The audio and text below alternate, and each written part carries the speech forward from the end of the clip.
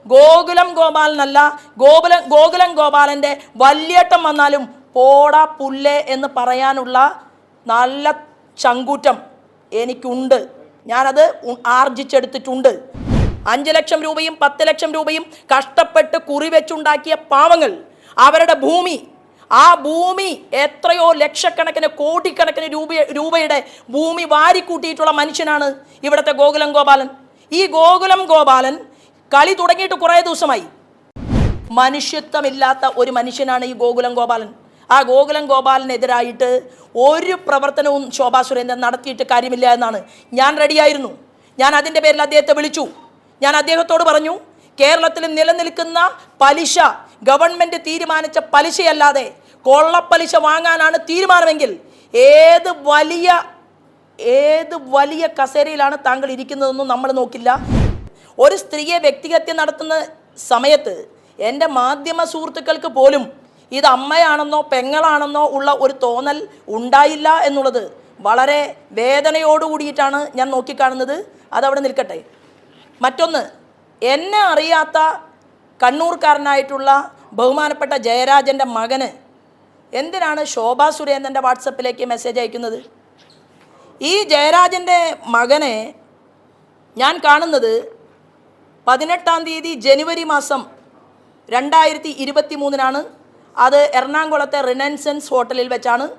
എൻ്റെ കൂടെ അന്ന് ഭാരതീയ ജനതാ പാർട്ടിയുടെ ഇപ്പോഴത്തെ ലിംഗ്വിസ്റ്റിക് മോർച്ചയുടെ സംസ്ഥാനത്തെ ചുമതലക്കാരനായ എറണാകുളത്ത് മത്സര രംഗത്തുണ്ടായിരുന്ന TG രാജഗോപാലും ആ ദിവസം ഉണ്ടായിരുന്നു. ഞാൻ പറഞ്ഞു വന്നത്, ഭാരതീയ ജനതാ പാർട്ടിയെ സംബന്ധിച്ചിടത്തോളം ഞങ്ങളുടെ പ്രസ്ഥാനത്തിനകത്തേക്ക് ഏത് തലയെടുപ്പുള്ള നേതാവ് ഭാരതീയ ജനതാ പാർട്ടിയിൽ ചേരണം എന്ന് ആഗ്രഹിച്ചുകൊണ്ട് മുന്നോട്ട് വന്നാലും അവരെ 8 സംസ്ഥാനങ്ങളുടെ ചുമതലക്കാരിയായിട്ടുള്ള നിങ്ങളുടെ സഹോദരിക്ക് ചർച്ച നടത്താനുള്ള അവകാശം ആരാധ്യരായിട്ടുള്ള അഖിലേന്ത്യാ നേതാക്കന്മാർ നൽകിയിട്ടുണ്ട്. ഇത് ഇനിയും തുടരും. ഈ പാർലമെൻറ്റ് തെരഞ്ഞെടുപ്പ് കഴിയുമ്പോൾ വരാൻ പോകുന്ന അസംബ്ലി തെരഞ്ഞെടുപ്പിന് മുന്നോടിയായി തന്നെ അതിപ്രഗത്ഭന്മാരായിട്ടുള്ള ഒരുപാട് നേതാക്കന്മാർ ഭാരതീയ ജനതാ പാർട്ടിയുടെ ഞങ്ങളുടെ പ്ലാറ്റ്ഫോമിലേക്ക് കടന്നു വരും. അതിൽ ഏറ്റവും അവസാനം നമ്മുടെ പ്രിയപ്പെട്ട പത്മജ ചേച്ചിയെ സ്വീകരിക്കാനുള്ള ഭാഗ്യം ഭാരതീയ ജനതാ പാർട്ടിക്കുണ്ടായി. ഞങ്ങളുടെ പ്രസ്ഥാനം വളരുകയും മുന്നോട്ട് പോവുകയും ചെയ്തുകൊണ്ടിരിക്കുകയാണ്.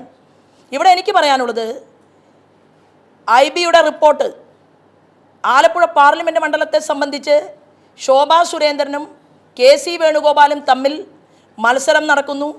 ആ മത്സരം നടന്നുകൊണ്ടിരിക്കുന്നതിനിടയിൽ ശോഭാ സുരേന്ദ്രൻ മുന്നേറുന്നു എന്നുള്ള മാർക്സിസ്റ്റ് പാർട്ടിയുടെ റിപ്പോർട്ടും ബഹുമാനപ്പെട്ട ആരിഫ് 3-ാം സ്ഥാനത്തേക്ക് പിന്തള്ളപ്പെട്ടു പോയി എന്നുള്ള അവരുടെ ജില്ലാ കമ്മിറ്റി യോഗത്തിൻ്റെ റിപ്പോർട്ടും പുറത്തു വന്ന സാഹചര്യത്തിൽ എന്നെ വ്യക്തിപരമായി തേജോവധം ചെയ്തുകൊണ്ട് എൻ്റെ ആത്മാഭിമാനത്തെ തകർക്കുന്ന രീതിയിൽ ആരെയെങ്കിലും ഇറക്കിക്കഴിഞ്ഞാൽ അതിലൊന്നും പേടിച്ച് ജോലി നിർത്തി വീട്ടിൽ പോയിട്ട് ഇരിക്കുന്ന ആളല്ല ഈ മാധ്യമ സുഹൃത്തുക്കളുടെ മുന്നിലിരിക്കുന്ന ശോഭാ സുരേന്ദ്രൻ എന്ന് പറയാൻ ഞാൻ ഈ അവസരത്തെ ഉപയോഗപ്പെടുത്തുകയാണ്. ആലപ്പുഴ പാർലമെൻറ്റ് മണ്ഡലത്തിൽ ഏറ്റവും വലിയ തീവെട്ടിക്കൊള്ള നടത്തിക്കൊണ്ടിരിക്കുന്ന കരിമണൽ കർത്ത, ആ കരിമണൽ കർത്ത എന്ന് പറയുന്ന ആളും തമിഴ്നാട്ടിലുള്ള ഗോകുലം ഗോപാലനും, ഈ ഗോകുലം ഗോപാലനും കരിമണൽ കർത്തയും എന്തുകൊണ്ടാണ് ഒരുമിച്ചിരിക്കുന്നത്? ശോഭാ സുരേന്ദ്രനെ പണം തന്ന് എങ്ങനെയെങ്കിലും ശോഭാ സുരേന്ദ്രൻ കരിമണൽ കർത്തയ്ക്കെതിരെ നടത്തുന്ന പ്രസംഗം ഇല്ലാതാക്കണം എന്ന് തീരുമാനമെടുത്തുകൊണ്ട് ഗോകുലം ഗോപാലനല്ല, ഗോകുലം ഗോപാലൻ്റെ വല്യേട്ടം വന്നാലും പോടാ പുല്ലേ എന്ന് പറയാനുള്ള നല്ല ചങ്കൂറ്റം എനിക്കുണ്ട്. ഞാനത് ആർജിച്ചെടുത്തിട്ടുണ്ട്. ഞാൻ പറയാൻ ആഗ്രഹിക്കുന്നത്, സ്വന്തമായി കയ്യിൽ 10 നാണയത്തൊട്ടുണ്ടെങ്കിൽ അതിവിടുത്തെ ജനങ്ങളുടെ 5 ലക്ഷം രൂപയും 10 ലക്ഷം രൂപയും കഷ്ടപ്പെട്ട് കുറിവെച്ചുണ്ടാക്കിയ പാവങ്ങൾ, അവരുടെ ഭൂമി, ആ ഭൂമി എത്രയോ ലക്ഷക്കണക്കിന് കോടിക്കണക്കിന് രൂപയുടെ ഭൂമി വാരിക്കൂട്ടിയിട്ടുള്ള മനുഷ്യനാണ് ഇവിടുത്തെ ഗോകുലം ഗോപാലൻ. ഈ ഗോകുലം ഗോപാലൻ കളി തുടങ്ങിയിട്ട് കുറേ ദിവസമായി. ഞാൻ പറയാൻ ആഗ്രഹിക്കുന്നത്, എന്തുകൊണ്ടാണ് ശോഭാ സുരേന്ദ്രനെ വേട്ടയാടുന്നത്?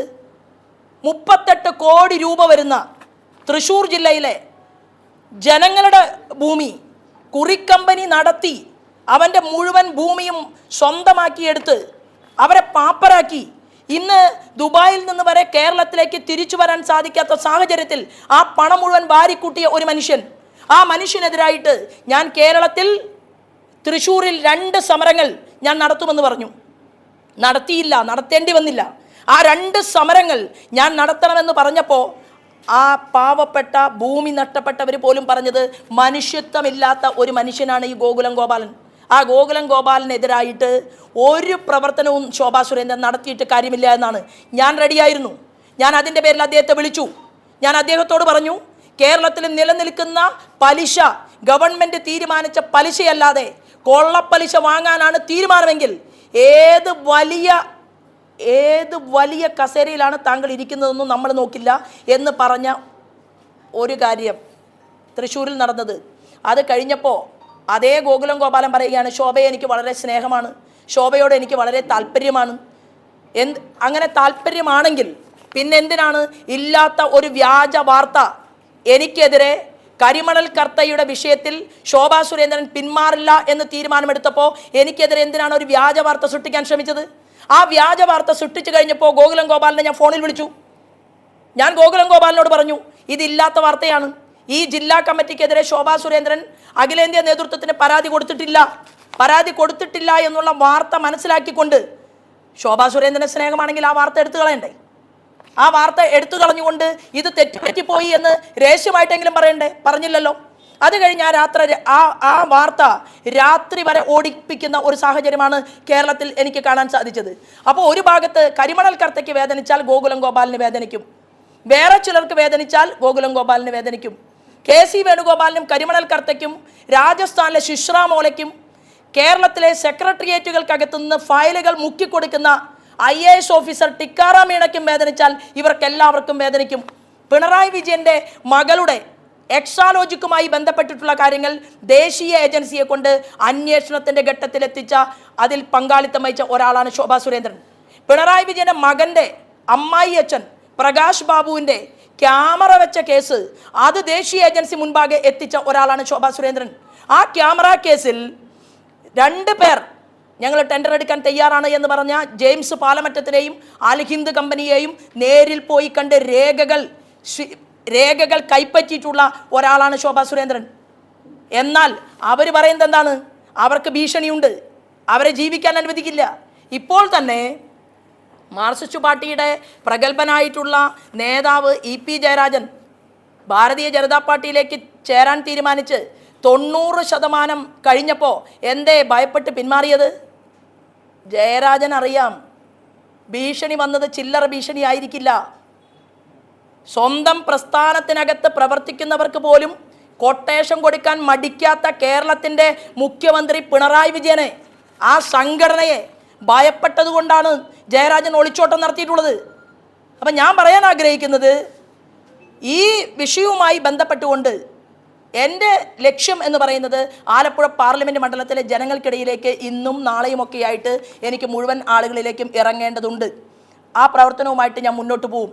മാധ്യമ സുഹൃത്തുക്കളോട് എനിക്ക് പറയാനുള്ളത്, ഇടയിൽ ഏതെങ്കിലും വിലയില്ലാത്തവന്മാർ വന്ന് പത്രസമ്മേളനം നടത്തുമ്പോൾ നിങ്ങൾ ഇത്ര സെൻസേഷൻ കൊടുത്ത് ആ വാർത്ത കൊടുക്കുന്ന സമയത്ത് ഞാൻ പറഞ്ഞിരുന്നു നിങ്ങളോട്, ഈ നന്ദകുമാർ തീർച്ചയായിട്ടും കൊടുക്കേണ്ടത് കോടതിയിലാണ് കേസ് കൊടുക്കേണ്ടത്. ഏതോ ഒരു കത്ത് പൊക്കി പിടിച്ച് കാണിക്കുകയാണ്. ആ കത്തിൻ്റെ ആധികാരികത മാധ്യമ സുഹൃത്തുക്കൾക്ക് പരിശോധിക്കാനുള്ള അവകാശമില്ലേ?